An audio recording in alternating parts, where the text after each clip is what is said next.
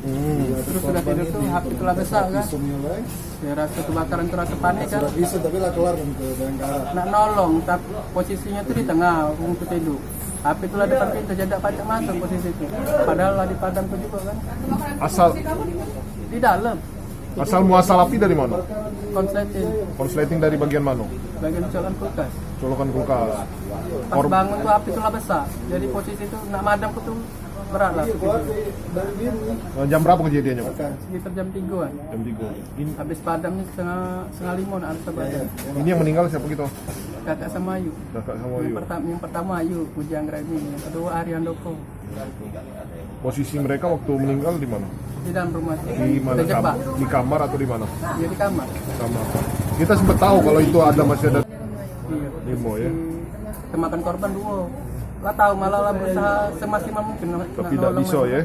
Karena posisi api itu lah besar. Kedua, gak ada lagi nak nyebut nih. Siapa nama kita, Kak? Mustaki. Warga mana Kak, itu? jadi dengan atas kejadian ini apa Kak yang selanjutnya akan kita lakukan?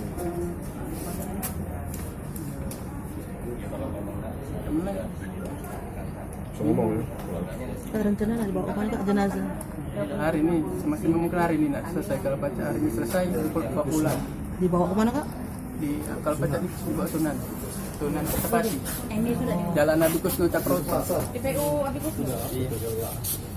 Sudah buka bakar keren 4 sudah mulai listrik sudah terbakar habis. Artinya itu apa itu berapa persen? Sudah berapa persen Pak? Kalau persentase sudah enggak ini ya, sudah hampir 100%. Sudah tidak bisa Ya, sudah arang ya, jadi sudah arang.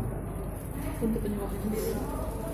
Nah ini pemeriksaan luar waktu saja ya. Jadi kalau dilihat dari ada satu korban yang sudah membakar hampir habis, itu memang kita lihat ada tanda-tanda keracunan gas.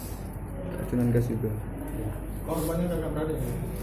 Korbannya saya tidak tahu kakak hadir, tapi perempuan dan laki-laki.